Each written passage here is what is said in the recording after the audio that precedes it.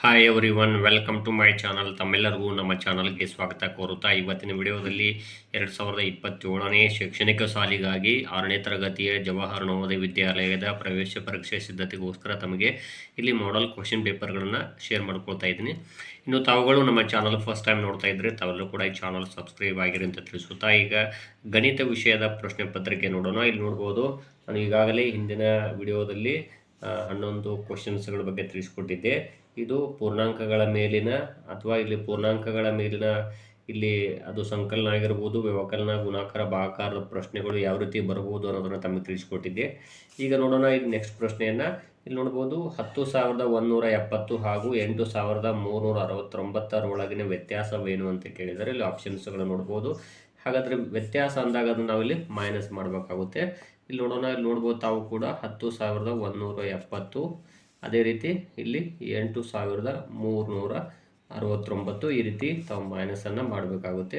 ಜೀರೋದಲ್ಲಿ 10 ಹೋಗೋದಿಲ್ಲ, ಇಲ್ಲಿ ನೆಕ್ಸ್ಟ್ ಸ್ಥಾನದಿಂದ 10 ತಗೊಳ್ತೀರಿ. 10ರಲ್ಲಿ 9 ಹೋದರೆ 1, 7ರಲ್ಲಿ 7 ಹೋದರೆ 0, ಇಲ್ಲಿ 11ರಲ್ಲಿ 3 ಹೋದರೆ ಇಲ್ಲಿ 8, 10ರಲ್ಲಿ 9 ಹೋದರೆ 1, ಇಲ್ಲಿ 0. ಸೊ ಇಲ್ಲಿ 1,801 ಆನ್ಸರ್ ಆಗುತ್ತದೆ. ಇಲ್ಲಿ ಬಿ ಆಪ್ಷನ್ ಆಗುತ್ತದೆ.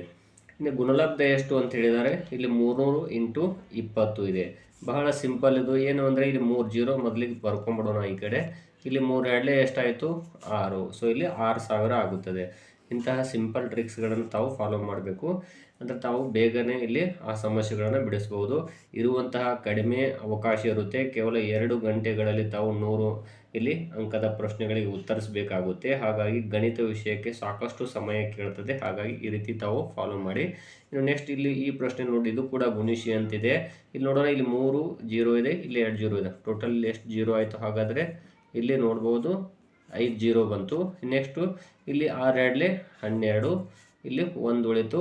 6 5 31, 31. ಸೊ ಈ ರೀತಿ ನೋಡ್ಬೋದು. ಇಲ್ಲಿ 5 0 ಮತ್ತು 312 ಬರುವಂಥದ್ದು ಯಾವುದು ನೋಡ್ತಾ ಹೋಗಿ. ಇಲ್ಲಿ ಎ ಆಪ್ಷನ್ನು ಆಗುತ್ತದೆ. ಎಷ್ಟರಲ್ಲಿ 21 ಕಳೆದಾಗ 45 ಬರುತ್ತದೆ ಅಂತ ಹೇಳಿದ್ದಾರೆ. ಹಾಗಾದರೆ ನೋಡೋಣ, ಇಲ್ಲಿ 76 ನೋಡೋಣ. 76ರಲ್ಲಿ 21 ಕಳೆದ್ರೆ 6ರಲ್ಲಿ 1 ಹೋದರೆ 5, 7ರಲ್ಲಿ 2 ಹೋದರೆ ಎಷ್ಟಾಗುತ್ತೆ? ಹಾಗಾದರೆ ಇಲ್ಲಿ ನೋಡ್ತಾ ಹೋಗಿ, ಇಲ್ಲಿ 5 ಬರುತ್ತೆ, 55 ಆಗುತ್ತೆ. ಹಾಗಾದರೆ ಇಲ್ಲಿ 66 ತೊಗೊಳ್ಳೋಣ. ಇಲ್ಲಿ ನೋಡ್ಬೋದು, 6ರಲ್ಲಿ 1 ಹೋದರೆ 5, 6ರಲ್ಲಿ 2 ಹೋದರೆ 4. ಸೊ ಇಲ್ಲಿ ಆನ್ಸರ್ ಯಾವುದಾಯಿತು? ಹಾಗಾದರೆ 66. 110ರಲ್ಲಿ ಎಷ್ಟನ್ನು ಕಳೆದಾಗ 49 ಬರುತ್ತದೆ ಅಂತ ಹೇಳಿದ್ದಾರೆ. ನೋಡೋಣ, ಇಲ್ಲಿ 110ರಲ್ಲಿ ನಾವು 49ನ್ನು ಕಳೆದ್ರೆ ಆನ್ಸರ್ ಗೊತ್ತಾಗುತ್ತೆ. 10ರಲ್ಲಿ 9 ಹೋದರೆ 1, 11ರಲ್ಲಿ ಇದು 5 ಹೋದರೆ 6. ಸೊ ಹಾಗಾದರೆ ಆನ್ಸರ್ ಎಷ್ಟಾಯಿತು? ಇಲ್ಲಿ 61. ಇಲ್ಲಿ 10,101 17ರಿಂದ ಗುಣಿಸಿದಾಗ ದೊರೆಯುವ ಗುಣಲಬ್ಧ ಎಷ್ಟು ಅಂತ ಹೇಳಿದ್ದಾರೆ. ನೋಡಿ, ಸಿಂಪಲ್ ಆದಂಥ ಸ್ಟೆಪ್ಗಳನ್ನು ನೋಡ್ತಾ ಹೋಗೋಣ. ಇಲ್ಲಿ ನೋಡ್ಬೋದು, 17 1 17, ಇಲ್ಲಿ 1 ಇಲ್ಲಿ ಕೈಲ ಕೊಡೋಣ. ನೆಕ್ಸ್ಟು 17 0 0 1ಕ್ಕೆ 1. ಮತ್ತೆ ನೆಕ್ಸ್ಟ್ ನೋಡೋಣ, ಈಗ 17 1 17 ನೋಡ್ಬೋದು, ಇಲ್ಲಿ 7 ಬರುತ್ತೆ. ಇಲ್ಲಿ ನೆಕ್ಸ್ಟ್ ಏನು ಮಾಡೋಣ? ನೆಕ್ಸ್ಟು ಇಲ್ಲಿ 1 ಕೊಡೋಣ. 17 0 0 1ಕ್ಕೆ 1, 17 1 17. ಸೊ 17 17 17. ಇಲ್ಲಿ ಆನ್ಸರ್ ಯಾವುದಿದೆ? ಹಾಗಾದರೆ ಸಿ ಆಪ್ಷನ್ ಆಗುತ್ತದೆ. ಇನ್ನು 900 × 100 ಇದನ್ನು ಪಡೆಯಲು 83,524 ಮತ್ತು 40 ನೋಡ್ಬೋದು 4,365 ಮೊತ್ತಕ್ಕೆ ಯಾವುದನ್ನು ಸೇರಿಸಬೇಕಂದಿದ್ದಾರೆ. ಇವೆರಡನ್ನು ಕೂಡಿಸ್ಬೇಕು ಮೊದಲು. ಅಂದರೆ ಇಲ್ಲಿ ನೋಡೋಣ, 83,524ಕ್ಕೆ ಇಲ್ಲಿ 4,365 4,365ನ ಸಂಕಲನ ಮಾಡೋ. ಫಸ್ಟು 5 4 9, 6 2 8, 5 3 8, 3 4 7. ಸೊ ಇಲ್ಲಿ 87,889 ಬಂತು. ಹಾಗಾದ್ರೆ ಇದು ಎಷ್ಟಾಗುತ್ತೆ ಅಂದರೆ ನೋಡ್ತಾ ಹೋಗೋಣ. 9 1 9, 4 0 ಕೂಡಿಸೋಣ, 90,000 ಆಯಿತು. 90,000ದಲ್ಲಿ ಇಲ್ಲಿ ನೋಡ್ಬೋದು, 10ರಲ್ಲಿ 9 ಹೋದರೆ 1, ಇಲ್ಲಿ 10ರಲ್ಲಿ 9 ಹೋದರೆ 1, ನೆಕ್ಸ್ಟ್ ಇಲ್ಲಿ 10ರಲ್ಲಿ 9 ಹೋದರೆ 1. ಇನ್ನು ನೆಕ್ಸ್ಟ್ ಇಲ್ಲಿ ನೋಡೋಣ, ಇಲ್ಲಿ ನೋಡ್ಬೋದು 10ರಲ್ಲಿ 8 ಹೋದರೆ 2, ಇಲ್ಲಿ 0. ಸೊ ಇಲ್ಲಿ 2,111 ಆಗುತ್ತದೆ. ಸೊ ಇಲ್ಲಿ ಎ ಆಪ್ಷನ್ ಆಗುತ್ತದೆ. ನೀವು ನೆಕ್ಸ್ಟು 36,490. ಈ ಸಂಖ್ಯೆಯಲ್ಲಿ 6 ಮತ್ತು 9 ಅಂಕೆಗಳು ಅದಲು ಬದಲು ಆಗಿವೆ.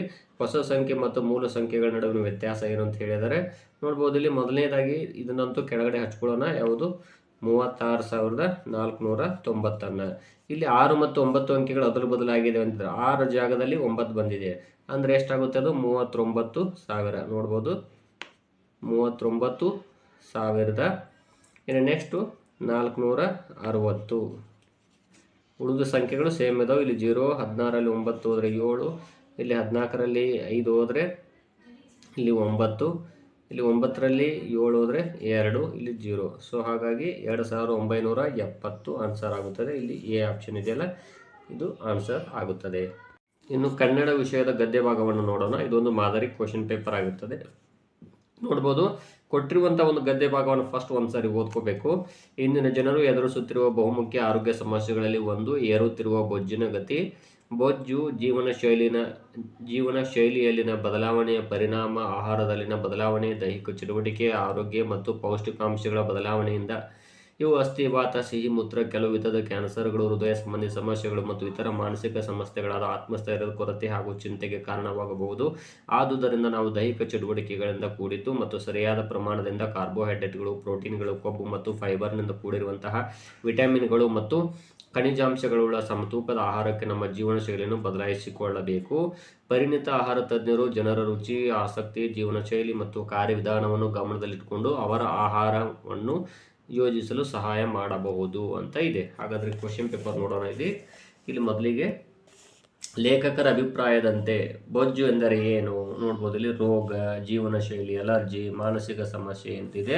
ಇಲ್ಲಿ ನೋಡ್ಬೋದು ತಾವು, ಇಲ್ಲಿ ಇಂದಿನ ಜನರು ಎದುರಿಸುತ್ತಿರುವ ಬಹುಮುಖ್ಯ ಆರೋಗ್ಯ ಸಮಸ್ಯೆಗಳಲ್ಲಿ ಅಂತ ಹೇಳಿದಾರೆ. ಅಂದರೆ ಇದೊಂದು ರೋಗ ಆಗಿದೆ. ಸೊ ಇಲ್ಲಿ ನೋಡ್ಬೋದು, ಇದು ಎ ಆಪ್ಷನ್ ಆಗುತ್ತದೆ. ಈ ಕೆಳಗಿನ ಜನರಲ್ಲಿ ಯಾರಲ್ಲಿ ಬೊಜ್ಜಿನ ಸಮಸ್ಯೆ ಕಡಿಮೆ ಎಂದು ನಿರೀಕ್ಷಿಸಬಹುದು? ಹೋಟೆಲ್ಗಳಲ್ಲಿ ಮತ್ತು ರೆಸ್ಟೋರೆಂಟ್ಗಳಲ್ಲಿ ಉಣ್ಣುವವರು, ಕಾರ್ಯಾಲಯಗಳಲ್ಲಿ ಅಧಿಕ ಗಂಟೆಗಳ ಕಾಲ ದುಡಿಯುವವರು, ವಾತಾನುಕೂಲಿತ ವಾತಾವರಣದಲ್ಲಿ ವಾಸಿಸುವವರು, ಅಧಿಕ ಆಟಗಳನ್ನು ಆಡುವ ಕ್ರೀಡಾಪಟುಗಳು ಮತ್ತು ಆಟಗಾರರು. ಇವರಲ್ಲಿ ಫ್ಯಾಟ್ನೆಸ್ಸು ಕಡಿಮೆ ಇರುತ್ತೆ. ಸೊ ಇಲ್ಲಿ ಡಿ ಆಪ್ಷನ್ ಆಗುತ್ತದೆ.